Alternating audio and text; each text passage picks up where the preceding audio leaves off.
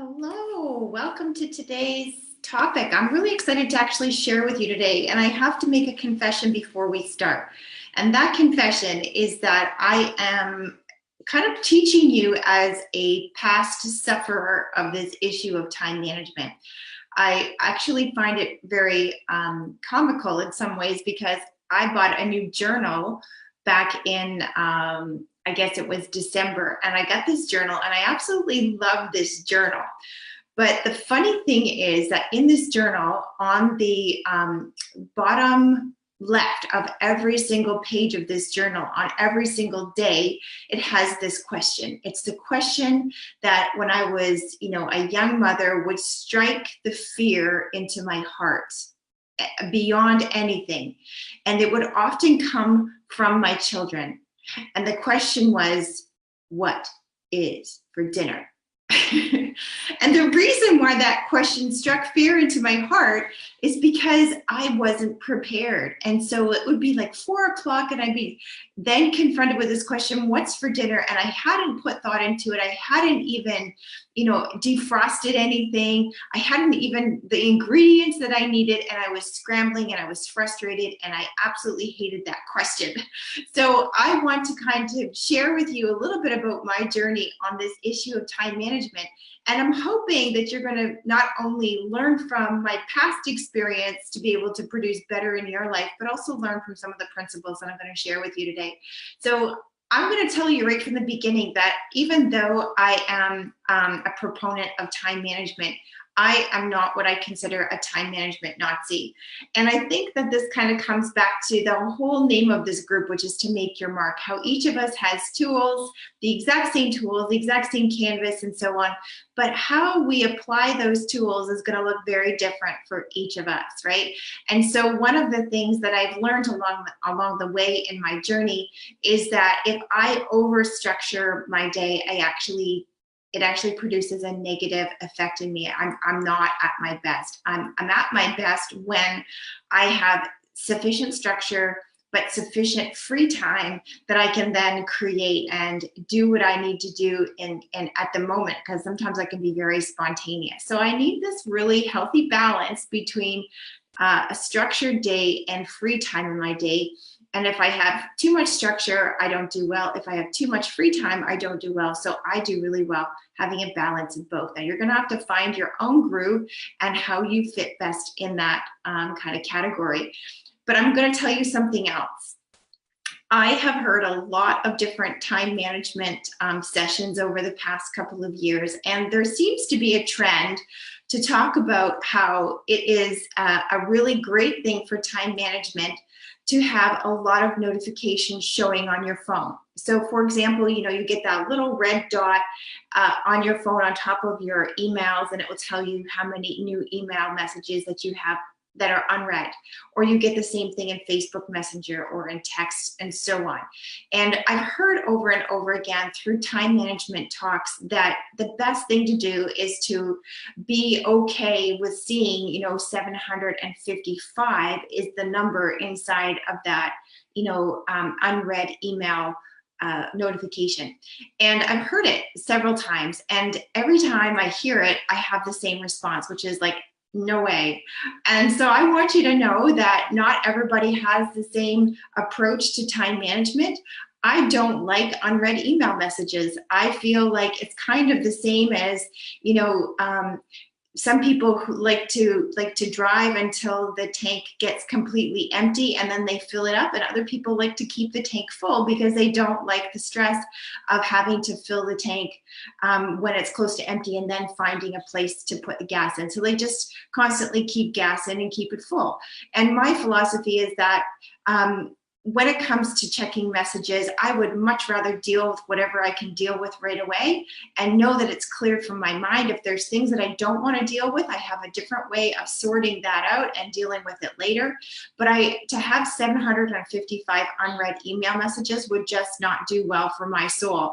And so I want you to know that, you have freedom within the principles that we're going to share today to kind of explore how you can manage time best to be most in line with your strengths with your personality, with what you know works for you. But the key principle to remember is that time is a commodity, and it's really important that we do well with this amazing commodity, this gift that we're given, and that we find as we go through our entrepreneurship journey, as our building our business journey, we find a groove that we can get into where we just know what to do with our time, that we're wise with our money and we're wise with our time.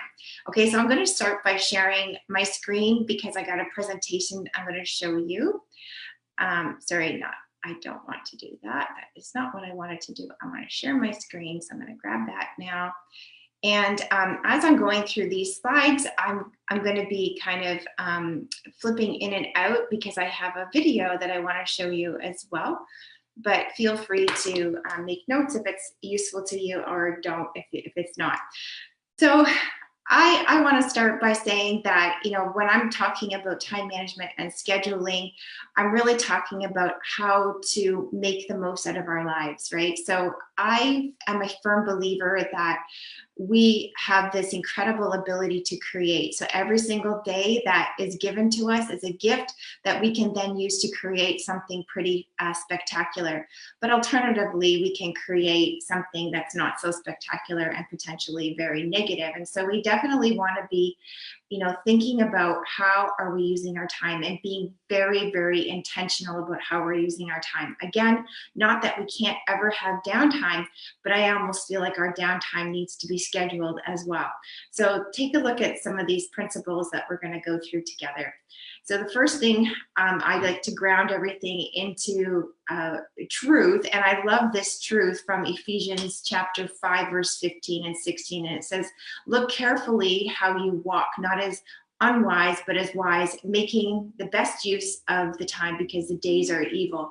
And the idea there is not that every single day is coated with evil, but the idea is that, you know, if we have time that's running rampant, if we have time that's you know, not being focused and not being used wisely, you know, there is a tendency toward our time being used in a not so helpful way, in a way that is not productive, which could then be, you know, categorized as evil. And we only need to see this with teenagers that have nothing to do. They tend to get themselves in trouble. And I don't think adults are a whole lot different. So let's keep our eyes up. Let's keep focused. Let's get our inspiration from above when we're looking at how we're going to use our time. Okay, so why do you need a daily plan? Well, successful planning determines the quality of people that you attract into your life. And if you tend to be the person that's just hanging around, wasting time, you're probably going to be attracting people who just hang around and waste time.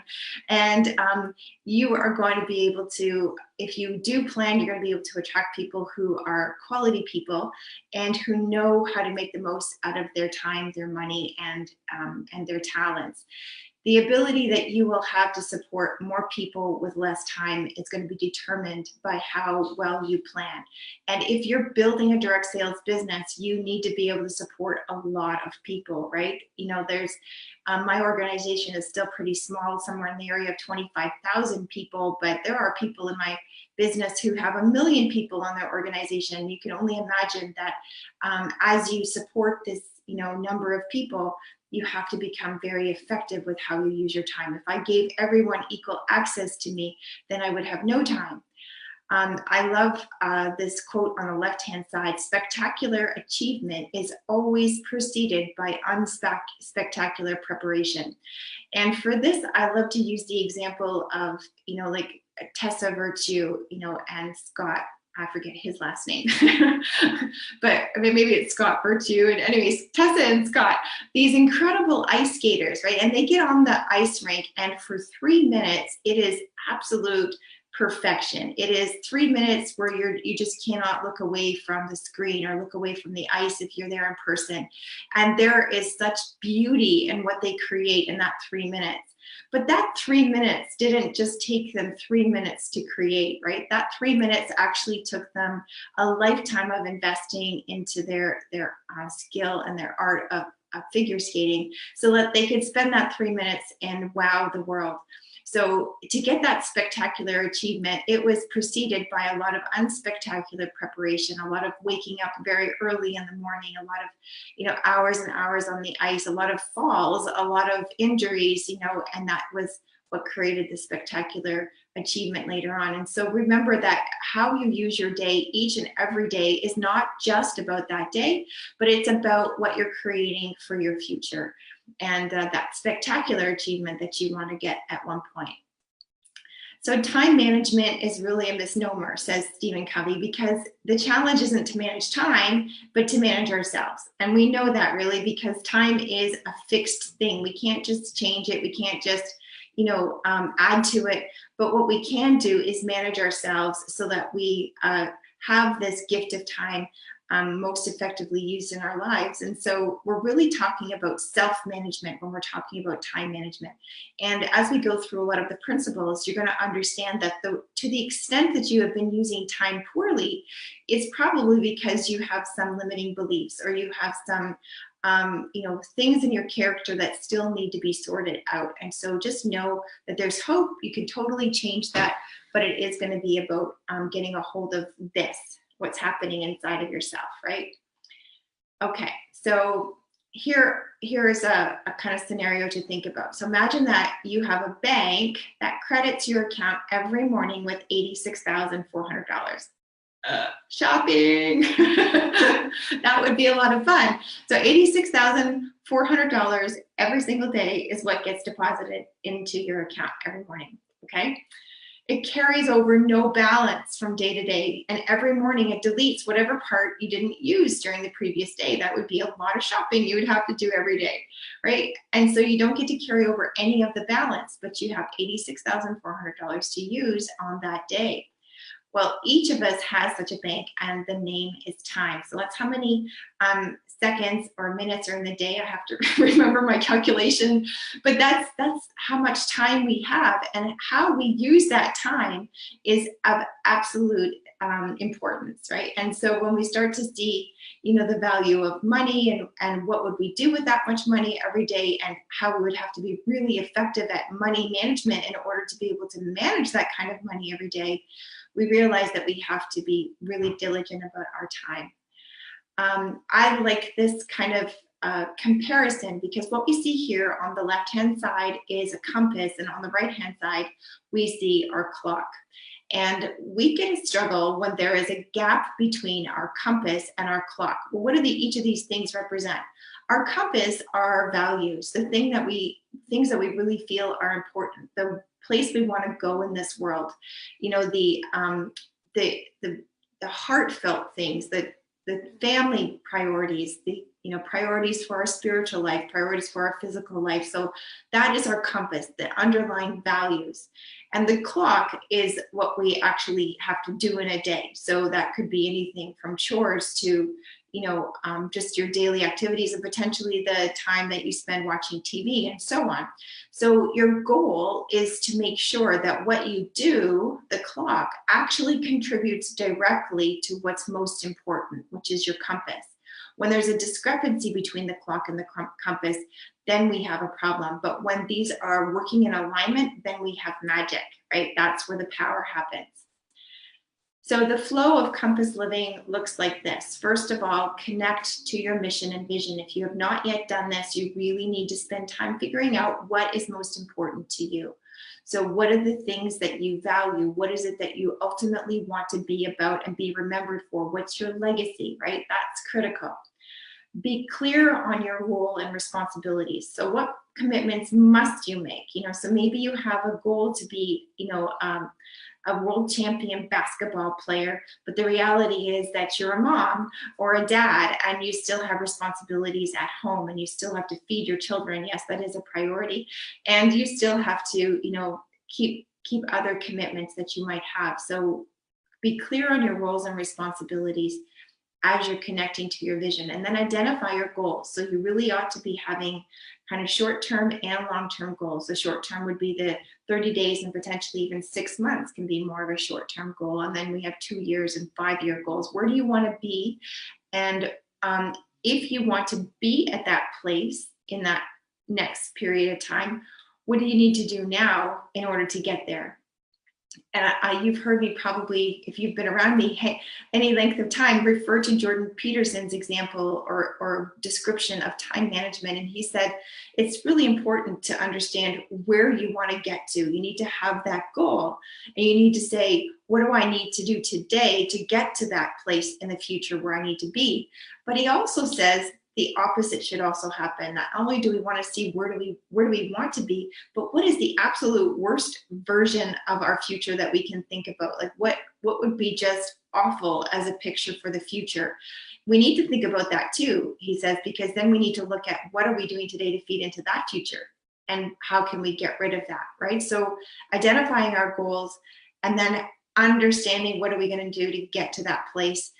Then we're going to break that down into a weekly system. So we need to have a plan for our week. Now, in my business, for example, I have my team members create their rank goal for the month.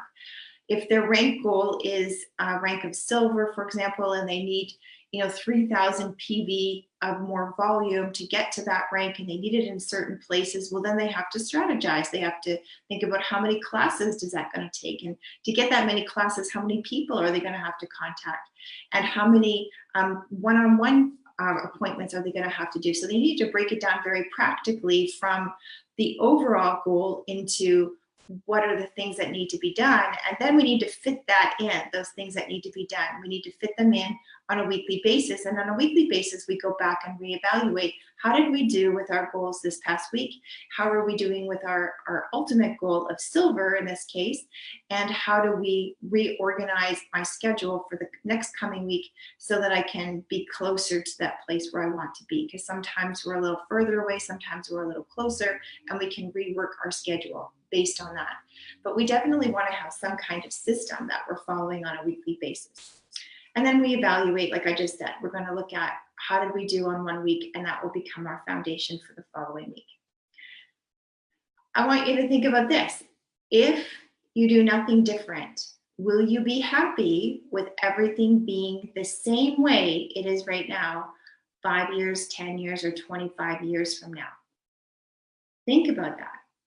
If nothing else changed and you had your exact same life that you have right now, 5 years from now, 10 years from now, 25 years from now, will you be satisfied with that? Will you be happy with that? Will you feel like you've accomplished what you want to accomplish? And if not, you need to make the changes today, because the changes are not going to come at some point in the future. You need to make the change today. Why wait until tomorrow, right? Do it today. Time is your greatest currency. People wait all week for Friday, all year for summer, and then all their life for happiness. Don't do that. Make your happiness today. Make your goal setting and your action steps today. Okay, so that has to happen. The law of priorities. Leaders never advance to a point where they don't need to prioritize anymore. So one of the failings I've seen in my business is people make it to my rank of presidential diamond, for example, and then they think, oh, great, now I'm making all this money and I can go to Tahiti and I can go on all these trips, and they feel like, well, they get to this point where they don't need to prioritize their time. And that's a huge failing, because if I want to continue to be successful, if I want to continue to be productive with my life, I need to always prioritize. It doesn't mean I can't afford myself some downtime now that I've achieved a level of success, but it does mean I still need to be thinking about what are my priorities, and how can I use my time toward those things. We've talked about this in one of our daily bites, that busyness does not equal productivity. Activity is not necessarily accomplishment. Prioritizing requires leaders to continually think ahead, to know what's important, and to see how everything relates to the overall vision, right? 20% effort, 80% results is that next picture, and that's the Pareto principle. If you focus your attention on the activities that rank in the top 20% in terms of importance, you'll have an 80% return on your effort. For example, if you have 100 customers, the top 20 will provide you 80% of your business, so focus on them. It's often the same with our leaders.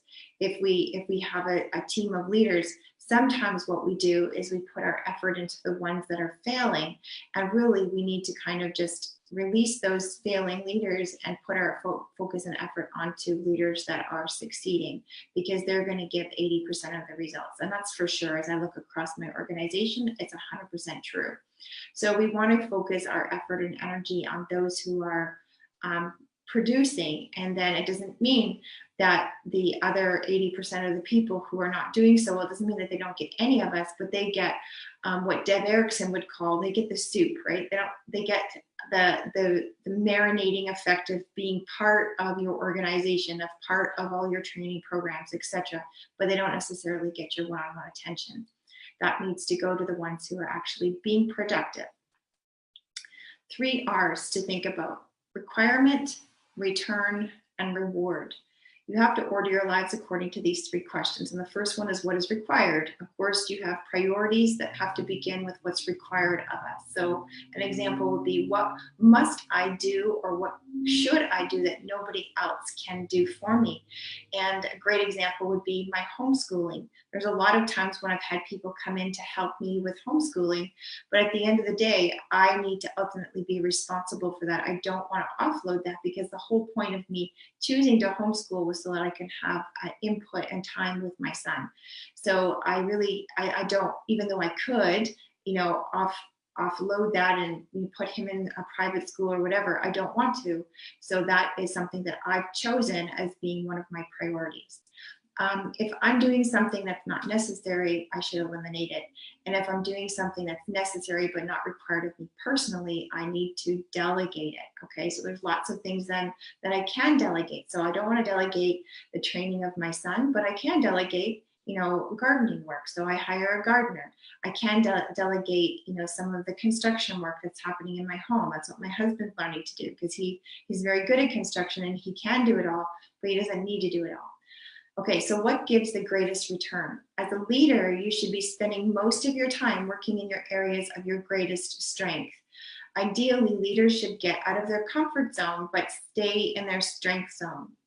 And what do I mean by out of their comfort zone, but stay in the strength zone? So as an example, I need to get out of my comfort zone, and I need to be willing to contact, spas or chiropractors or whatever. So I need to be willing to get out of my comfort zone and contact some of these people that I wouldn't normally be in contact with.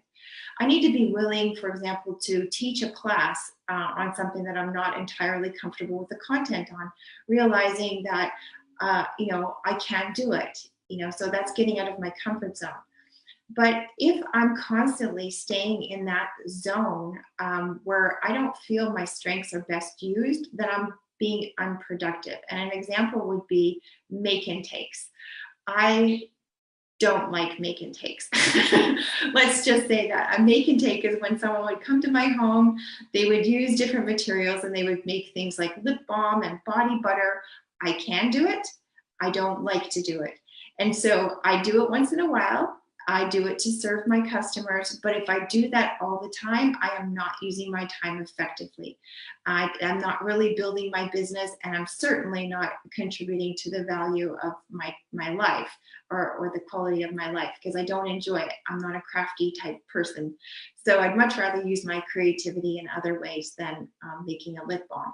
So my rule of thumb is that if something can be done 80% as well by somebody else, I delegate it. So I have a personal assistant, and there's lots of times when I could do things faster and potentially better than she can do it.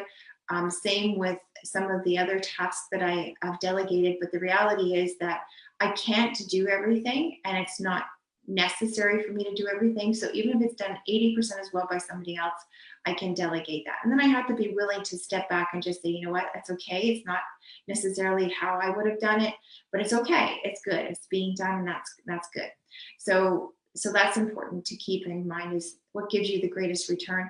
And then what brings the greatest reward? Life is too short not to do the things that you love. So your personal interests will energize you and keep you passionate, and passion provides the fuel in your life to keep you going. So there can be times when I have to choose between going swimming at the spa with my son or, staying and working on a presentation. And it's like, yeah, maybe I should be working on the presentation, but there are times when I can just say, you know what, I'm going to put that aside because this is going to give me a huge reward. It's going to fuel my creativity. It's going to fuel my energy, and I'll be able to bring that into my presentation afterwards. So those are some principles to keep in mind. 7 time management tips, and we're going to go over these in detail. And you can see what they are. We're going to go through them one by one. Okay, so the first one is that you can't do everything, but you can do anything. So you obviously can. You can learn all these different things that are possibilities for you to do, but you don't have to do everything. Examples of areas that you can seek help with: cleaning services, having a personal cook. I actually pay my daughter to cook for me. Having somebody that picks up meals or groceries, or getting somebody to deliver those things. Having a nanny or a babysitter so that you can have some time to work on your business. You can involve family. In my business, it's like preparing samples or preparing packages. So you can involve your family members into doing some things. Again, they may not do it as well as you would like, but they're being part of your business, and they are saving you some time. And then you can have a personal assistant or a virtual assistant. So whatever it is that you're looking to get help with, remember that you're going to always prioritize the things that you need to absolutely get done. So this time of year, I use the example of gardening. Gardening is a huge priority for me. It has to be done. You can't wait. There's, plants have to get in the ground. Soil needs to be prepared, that kind of thing. But I can't do it all myself, and I don't want to. So I hire somebody for a lot of the gardening in my home. And then I prioritize the gardening for what I have to do, which is I have a vegetable garden, and I'm the one that takes care of my vegetable garden. So my priorities will be focusing on that. And then the other things can be done by somebody else. So you need to think about each single day, what are your priorities for that day? And basically what you want to say is, at the end of the day, if you've done those things, those 3 things that are on your list, will you feel, when you put your head on the pillow, will you feel like, good, I feel very good about what I got done today. I feel like I've accomplished and I've been building into my future. If you're not going to feel that way, then you need to change your priorities, right? So your 3 priorities need to be something that you're going to feel good at the end of the day that you've got them done. And it's okay if somebody did some other stuff. Okay, what gets scheduled gets done. What you're seeing here is a picture of my journal. You can see bottom left-hand side, what's for dinner? Hate that question. I still don't like that question, I have to admit. But here's an example, because if it's in my schedule, I know I'm going to get it done. And the way that I divide my day timer is, you can see I have like specific appointments that I have to keep. So I've got those in my actual time slots. You're going to notice I even, slotted some time to go to the library, because I had made a commitment to my son that I would take him to the library. So I slotted that in so I didn't forget about it. I have at the bottom a checklist of things that I want to do on that day, which don't have to be slotted in at a specific time, but the things that I really want to make sure I get done. And then I have my prayer list. So this is how I order my days. And I actually start my day when if you would have heard me say that I have a morning routine. Part of my morning routine is praying into my day, and I actually hold this journal in my hand and I kind of go over my day. I pray into the different things that I need to get done, and I have a clear idea of what my day is going to look like, and I put intentionality into the different things of my day. So it's really important to have I actually like a physical journal. Some people like an online journal or an online day timer. That's fine. I don't. I just prefer to have something in my hands that I could bring into my quiet time without having to have a computer or a device in my quiet time. And remember that point on the bottom, that done is better than perfect. So I've really had to release a lot of the perfectionist tendencies that I have had in my life, because I realized that it was stopping me from doing things. So now my principle is, I like to use this saying, because it's kind of represents how I function a lot now, which is to cut twice and measure once. And what I mean by that is that if you're ever involved in sewing, my friend is a sewing instructor, she'll tell you that you're supposed to measure twice and cut once when you're kind of measuring fabric, right? Because you don't want to be wasting fabric. Well, you know, I've realized that for myself, I actually function best in the energy of I'll cut twice and I'll measure once, you know, so sometimes I just have to get right into it and just get something done. And if it's kind of half ASSED, it's okay. I can always fix it. You know, of course, there are really important things that have to be done well, then maybe I'll measure twice and cut once. But for the most part, I cut twice and measure once and just, you know, rush into my day to get stuff done because that's better than perfect. Okay, for this, I want to show you a video. This is actually kind of a principle that was laid down by Stephen Covey. So look at me there. That's not what I want to show you. I'm going to stop my share so that I can share a different screen with you. Okay.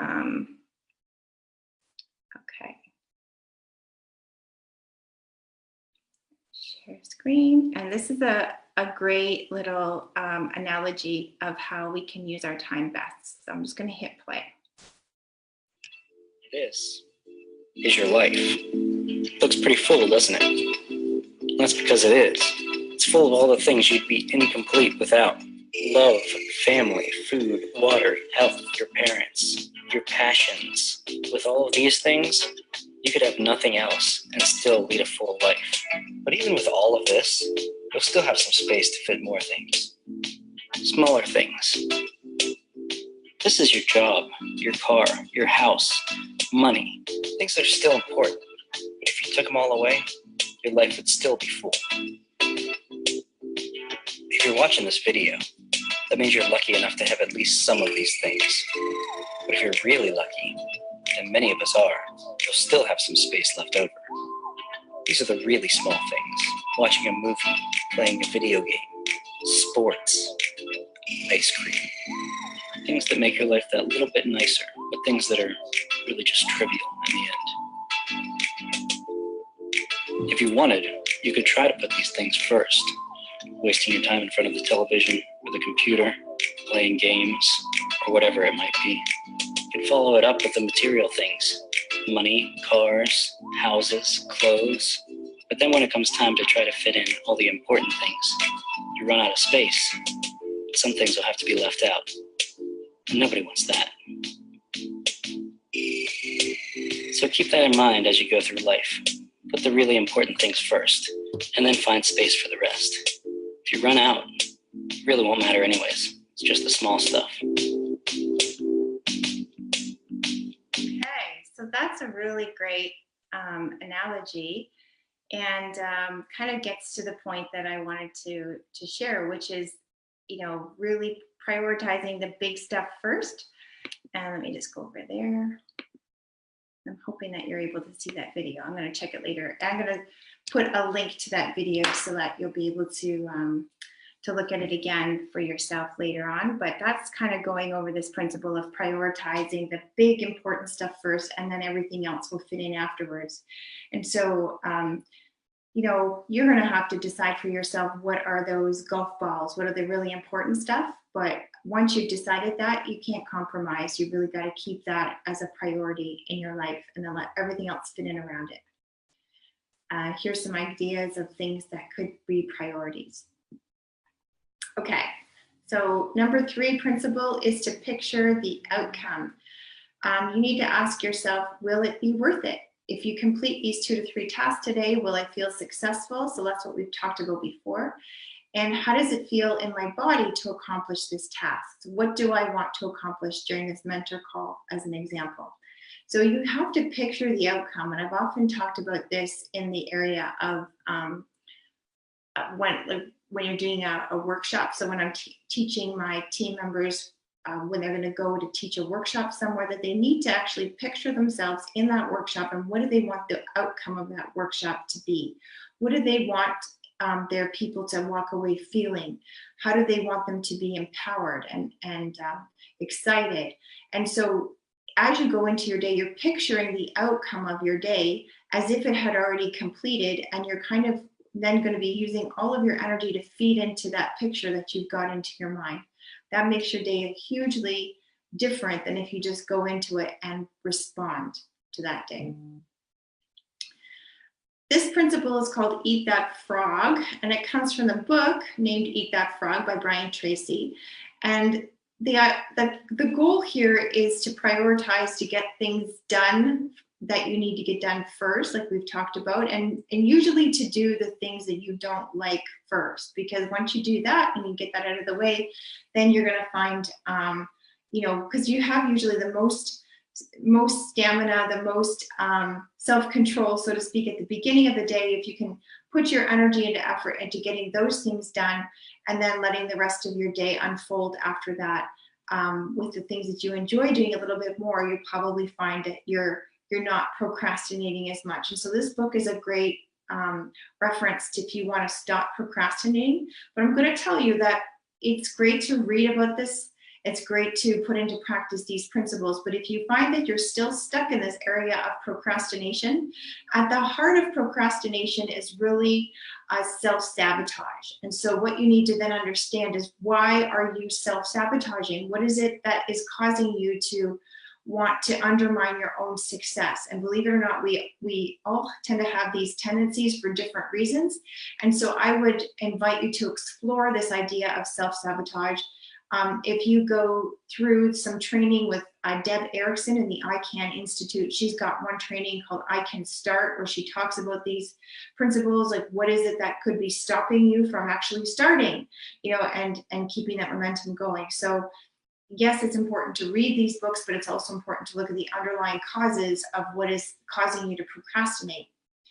Time your tasks. So what are you spending your time on? If you listen to Jordan Peterson, he says, if you're a young adult, then your time is worth like $50 an hour. Maybe they're not getting paid that, but really considering all of the stuff that they have before them, all the possibilities that they have to create with their lives, they have very valuable time. I consider my time to be worth more than $50 an hour.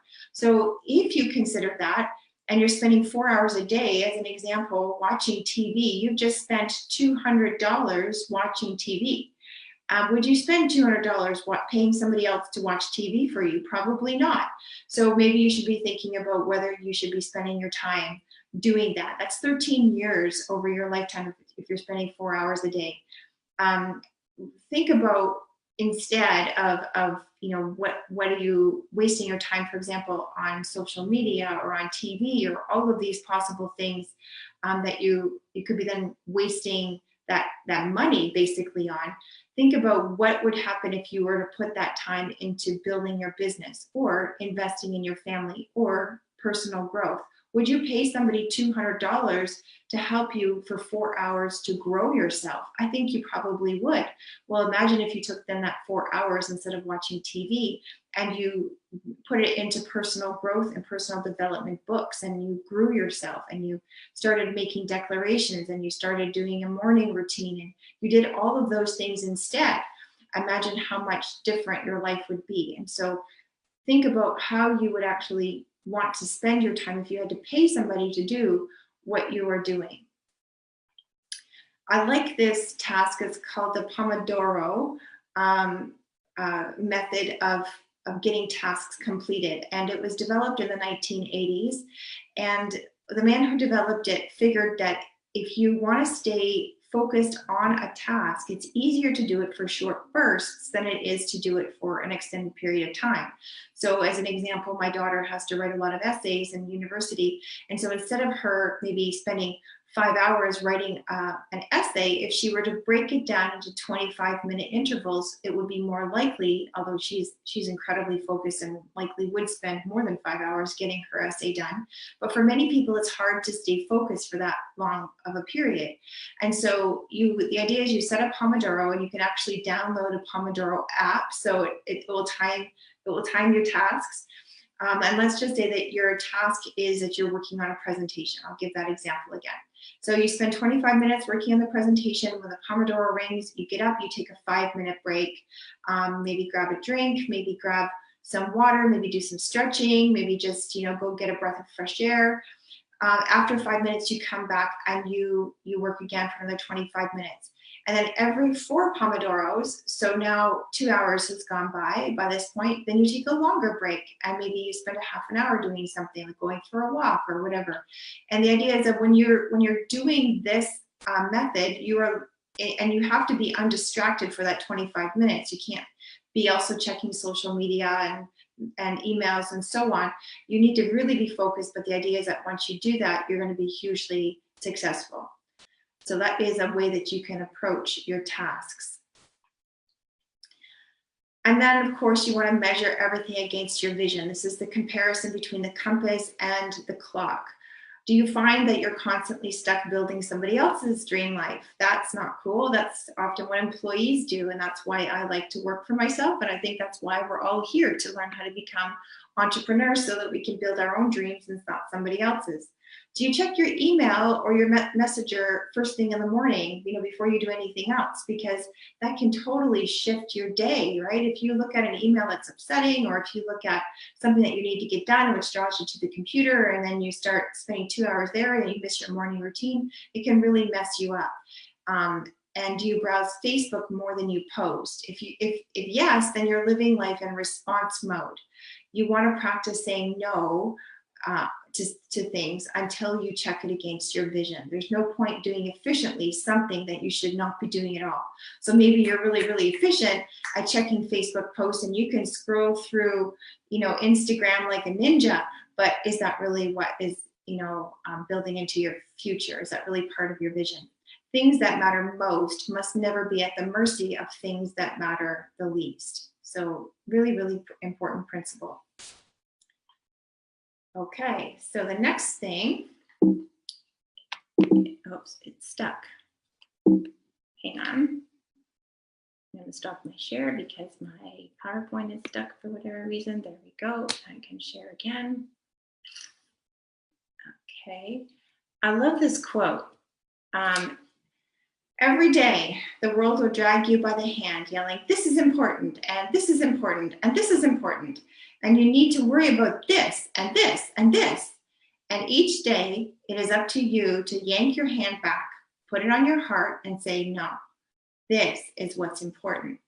And so listening to your heart and going to the place where you need to go, as opposed to the place where everything in the world would want to drag you. Really, really important that you're not living in response mode. 7th principle is that self-care equals success. There's no such thing as wasting time going swimming or doing a morning routine. Like, that's actually building into your success. The way you begin each day will define how you live each day. That's what Robin Sharma said. So we talked in a Daily Bite about establishing a morning routine. I also have an evening routine. It usually involves sitting in the bath or going into the hot tub and putting oils on and brushing my teeth. And there's a routine that I do. It prepares my body. I shut down all access to any screens for at least an hour before bedtime so that it's not triggering the awake cycle in my brain, because the light from these devices will make your brain stay awake. So I go through an hour routine at least every night to kind of wind down and get myself ready for a good night's sleep, and I sleep all the way through the night. You're going to exercise every day because that's going to bring mental clarity and it will build motivation.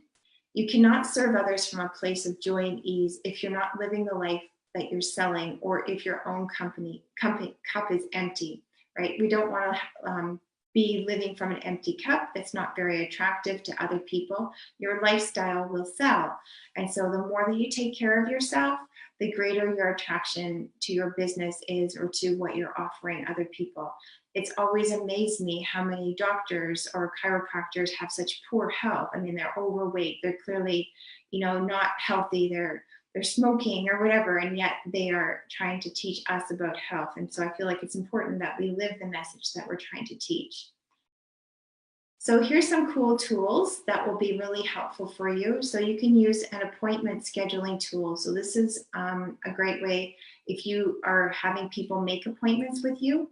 This is a good way to kind of manage that. It's called Schedule Once. Another one is Schedulista, Calend.ly, and then Square, which is the same tool that you use for getting payments through your phone. You can buy the little square, and you can run a card through it, or you can just run the the information through the app to take payment, that same app has a scheduling tool, which is really great, because if you need people to make appointments with you, for example, for, getting your nails done, or if they need to make an appointment for like a massage or whatever, you can use Square to book these appointments and to manage that whole system for you. And you don't even need a website in order to do it. So it's kind of good that way. You do pay for the service, but could be very worthwhile depending on your business.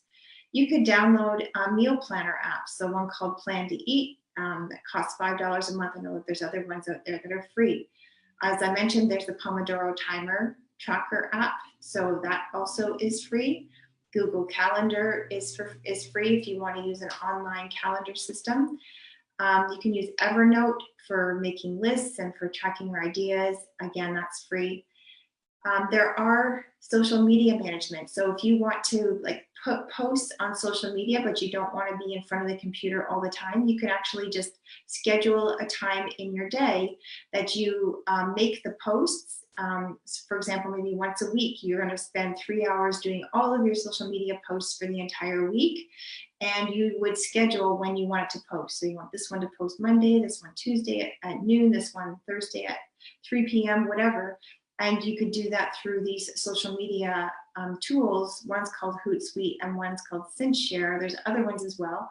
But right now you can do it for free right within Facebook. So Facebook now enables you to schedule a post and time it for a time in the future. And you don't need an external program to do that. You can do it right within Facebook.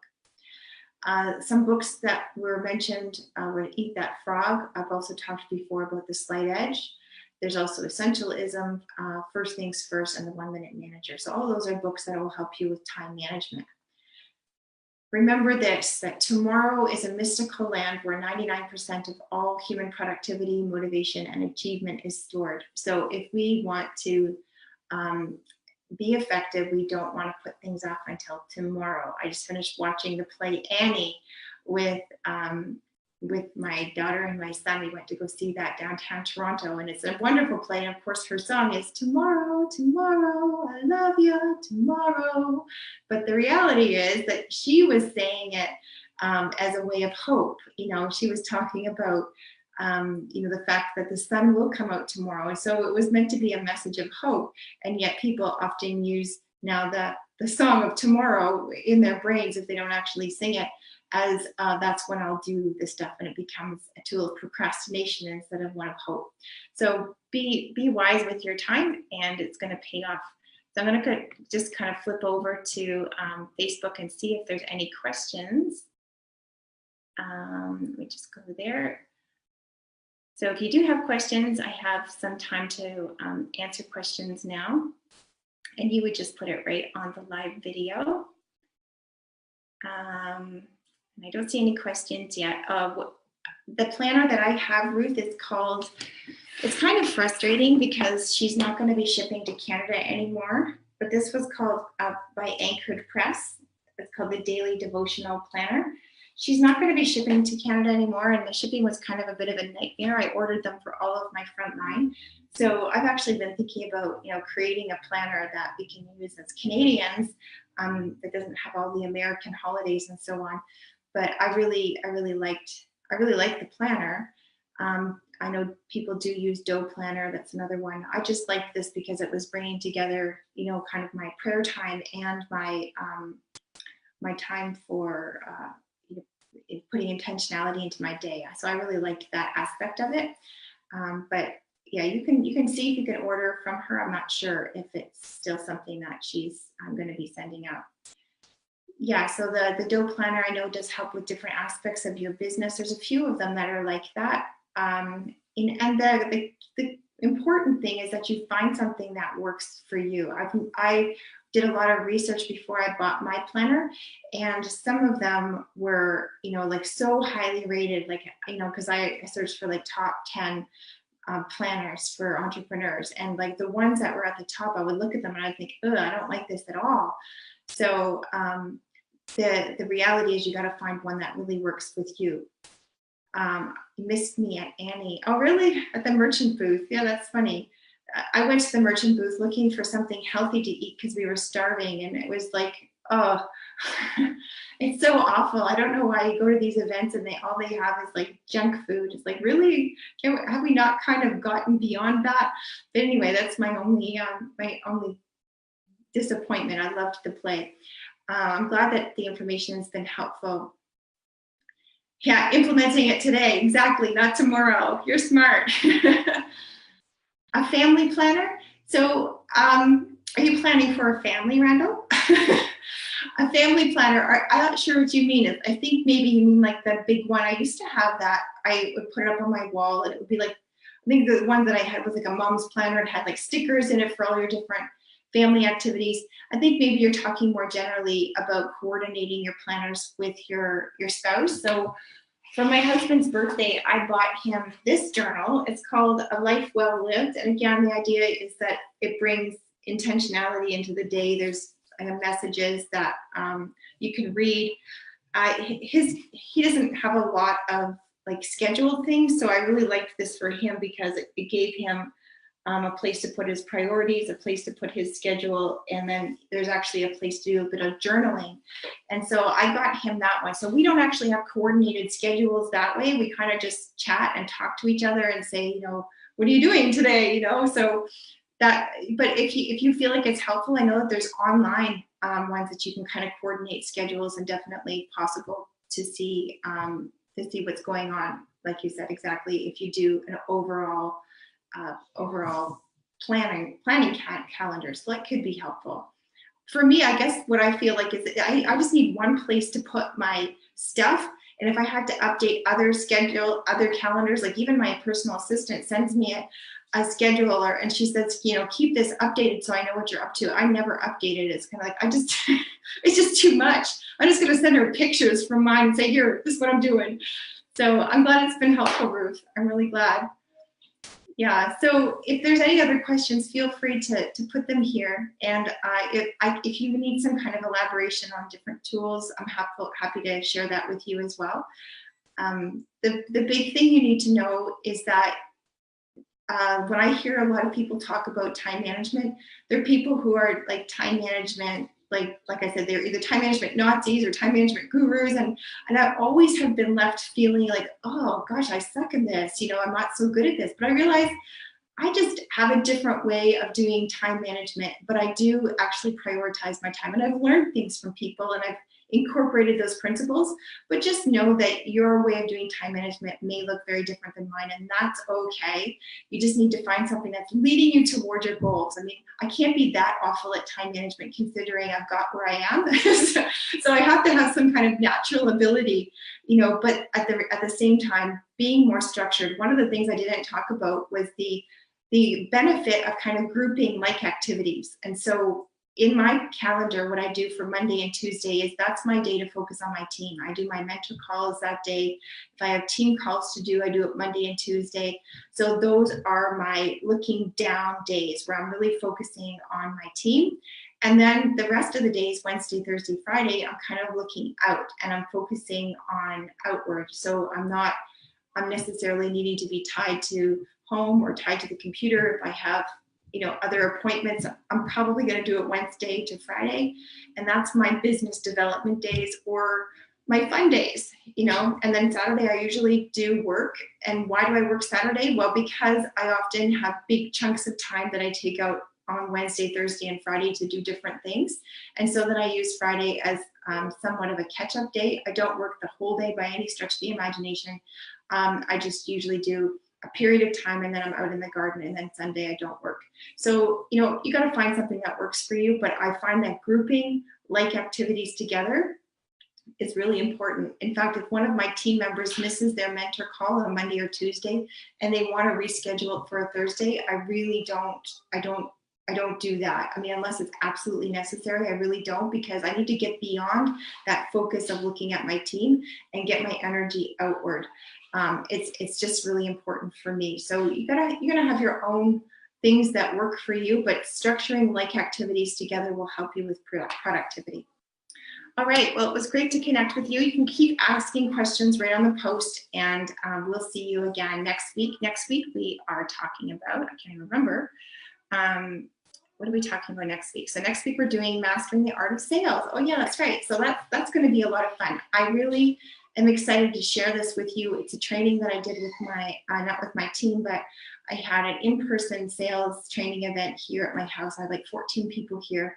And I really, this is really coming from me. And as you're going to hear me share next week, you know, I felt originally when I was trying to teach on sales that I needed to become, you know, something very different. But then I realized, you know what, I've learned some stuff and I'm just going to teach it from what is most authentically me, what's been very effective for me.